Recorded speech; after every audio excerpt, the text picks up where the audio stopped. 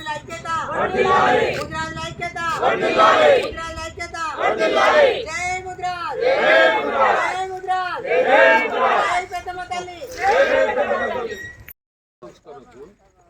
55 ఫీట్ల జెండాను పడగొట్టింది. అందరూ చూసి ఎన్నిసార్లు మీరు కూడా వస్తారు కదా అప్పుడు పడగొట్టింది.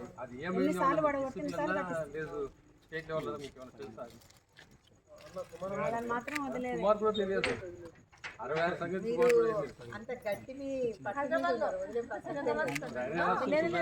ఎవరికైనా సరే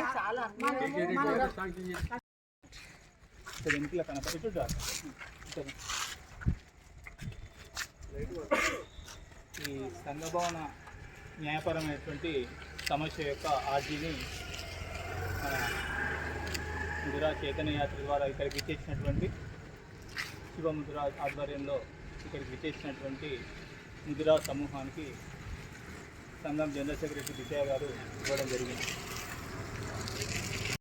థర్డ్ బ్లాక్ను 10th బ్లాక్గా మార్చి ఇక్కడికి ఇవ్వడం జరిగింది. అసలు అనాథరైజ్డ్ మున్సిపల్ ఆర్ఐ గారు బ్లాక్ నిర్దేశించే అధికారం లేకున్నా కానీ థర్డ్ను 10th అని ఓవరాల్గా చెప్తే హైకోర్టు పెండింగ్ పెట్టి పర్మిషన్ క్యాన్సిల్ చేయడం జరిగింది. కనుక ఇక్కడికి విచ్చేసినటువంటి ముదిరాజు పెద్దలందరూ కూడా కోర్టు కేసు అనకుండా కోర్టు కేసుకు మున్సిపల్ కమిషనరు థర్డ్ బ్లాక్ అని ఇచ్చే విధంగా ఒత్తిడి తీసుకురావాల్సినటువంటి బాధ్యత ఉందని తెలియజేస్తున్నాం. హద్దులు సరిపోయినవని రీజనల్ డిప్యూటీ డైరెక్టర్ గారు ఇచ్చినా కానీ అలాంటి లెటర్ను కనుమరుగు చేసి ఆనాటి మినిస్టర్ హోదాలో ఉండేటటువంటి మున్సిపల్ మినిస్టర్ హోదాలో ఉండేటటువంటి వ్యక్తులు కూడా దీనిపైన దృష్టి పెట్టి మన సంఘ భవనాన్ని నిర్వీర్యం చేసిందనేటువంటి విషయం తెలియజేస్తున్నాం. పూర్తి ఆధారాలు అందులో ఉన్నాయి. మీరు దయచేసి లోకల్ మినిస్టర్ గారికి మీ ద్వారా ఒక రిప్రజెంటేషన్ ఇవ్వవలసిందిగా. కేవలము మనకు రాజా ఆదిత్య లక్ష్మారావుకు ఉన్నది ఏంటంటే జీపీఏ చెల్లదా అనే సమస్య మాత్రమే ఉంది. మధ్యలో ఇన్వాల్వ్ అయింది మున్సిపల్ ఆఫీస్ వాళ్ళు. అసలు సమస్యను పక్కకు పెట్టి ఒక దగ్గర పర్మిషన్ ఇస్తే ఒక దగ్గర నిర్మాణం చేసిందని ఓవరాల్గా చెప్పి సూచనప్రాయంగా మున్సిపల్ ఆర్ఐని బలిపశువుని చేస్తూ మున్సిపల్ ఆర్ఐ రిపోర్ట్ను హైకోర్టుకు ఇవ్వడం జరిగింది. కేవలం ఇదేంటంటే ఉద్దేశపూర్వకంగా ముదిరాజులు నడిఊర్లో సంఘభవనం ఏర్పడితే రాజకీయంగా ఎదుగుతారనేటటువంటి ఒక దురుద్దేశం తప్ప ఆనాటి పాలకులు కానీ ఈనాటి పాలకులకు కానీ ముదిరాజుల ఎదుగుదల ఈ ఊర్లో ఇష్టం లేదనేటువంటి విషయం తెలియజేస్తున్నాం. ఏది ఏమైనా సరే దాదాపు 42% నుంచి 50% వరకు ఉన్నటువంటి ముదిరాజులు ఈ సంఖ్యలో ఉన్నారంటే ఇక్కడ రాజుల పరిపాలన ఆ విధంగా ఉంది అనేటటువంటి విషయాన్ని తెలియజేస్తున్నాం. ఇది కొల్లాపూర్ సమస్య కాదు, రాష్ట్ర ముదిరాజుల సమస్యగా దీన్ని అభివర్ణించాలని కోరుతున్నాం. అధ్యక్షులు శివగారిని అప్పచెప్తారు. కూకటి వేళ్లతో అంటే బునాది రాళ్లతో సహా భవనం కూర్చోనే కాకుండా పండ్లనిచ్చే స్థాయికి ఎదిగిన చెట్లు మొక్కలు ఏం చేసినాయి, ఆర్డర్లో మొక్కలు కూడా తెరిపే ఉంటుందా? స్థలం వాంది అయినప్పుడు అప్పుడు ఏమన్నా చేసుకోవచ్చు. స్థలము ఎవరిని డిసైడ్ కాలేదు, పర్మిషన్ మాత్రమే ఒక దగ్గర ఇస్తే ఒక దగ్గర కట్టించడం అనేటువంటి ఉద్దేశం కారణం చూపి మొక్కలను చంపడం కూడా మనం త్వరలో డ్యామేజ్ షీట్ కూడా వేస్తున్నాం. టోటల్గా అందరూ అంటున్నారు, ఏమంటున్నారు, కోర్టులో ఉంది కదా అంటున్నారు. కానీ కోర్టుకు సమాధానము మన ప్రయత్నంతో పాటు మున్సిపల్ కమిషనర్ కూడా తను చేసినటువంటి తప్పును ఒప్పుకొని ఇవ్వాలి. మనను పార్టీ చేయకుండా అంటే హైకోర్టులో జరిగిన విషయం ఏంటంటే కంటెంప్ట్ కేసులో హక్కుదారులైనటువంటి సంఘం వాళ్ళను పార్టీ చేయకుండా అధికారుల కాడికే పార్టీ చేసి వాళ్ళు హాజరు కాలేదు. మళ్ళీ ఎంత విచిత్రం అంటే వాళ్ళే పర్మిషన్ ఇస్తారు, హైకోర్టుకు వాళ్ళు హాజరు కాలేదు.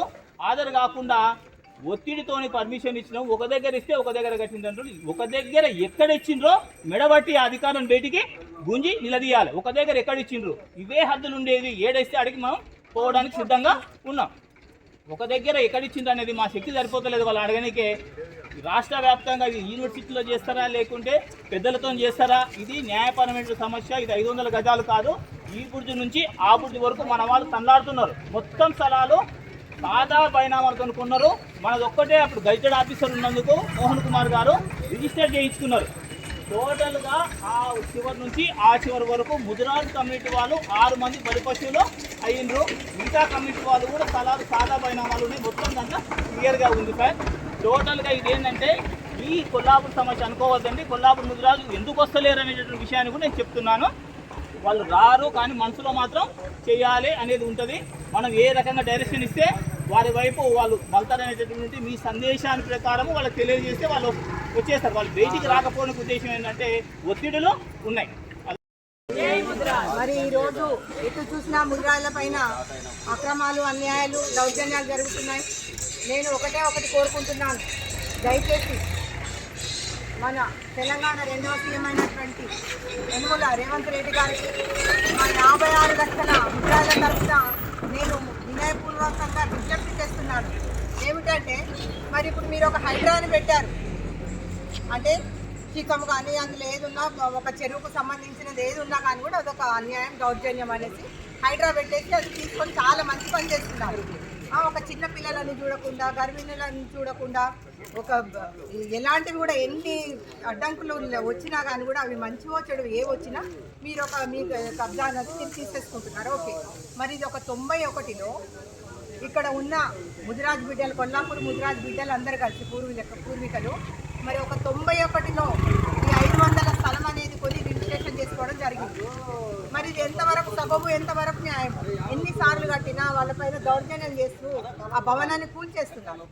కనీసం చెట్లు అని చూడకుండా కూడా ఒక హరితహారం పెట్టారు కదా, మరి ఆ హరితహారం గుర్తుకు రావడం లేదా? మున్సిపల్ వాళ్ళకి చెట్లను తొలగించమని చెప్పారా? ఎంత కష్టపడి ఆ చెట్లను పెంచారు. ఇక్కడ చిన్న పసిపిల్లగాడు, పేరు ఉంటుంది అబ్బాయి, అగస్త్య. ఆ అబ్బాయి ప్రతిరోజు దానికి నీళ్లు పోస్తున్నారు. ఇక్కడ నీళ్లు పోసి అంత పెంచిన చెట్లను మీరు ఏ అధికారంతో మీరు ఆ చెట్లను ధ్వంసం చేశారని అడుగుతున్నాను. ఇది మున్సిపల్ ఏమన్నా మీకు ఆర్డర్ ఇచ్చింది, లేక అది ధ్వంసం చేయమన్నా, చెట్లను ధ్వంసం చేయమన్నా? ఏమన్నా అంటే కోర్టు అంటున్నారు. కోర్టు పరంగా కాదు, ఇది కేవలం వాంటెడ్ని ఉద్దేశపూర్వకంగా ముదిరాజులను అణగదొక్కాలని, అరాచకాల వాళ్ళకు బాధలను గురి చేస్తూ మరి ఇంతటి అన్యాయం జరుగుతున్నా మీరు ఎవ్వరు కూడా ఇక్కడ స్పందించడం లేదు. అన్ని తప్పుడు రికార్డు, కేవలం ఒక బ్లాక్ అనేది ఒక నెపం పెట్టి మరి బ్లాక్ ఏంటి, 3rd black and 3rd 10th చేస్తారు. అది ఎవరు తప్పు? ఒకసారి కరెక్ట్గా మీరు ఎంక్వైరీ చేయించండి. ఇంత పెద్ద ఇన్ని సంవత్సరాలు ఇప్పుడు ఎందుకని అవుతుంది?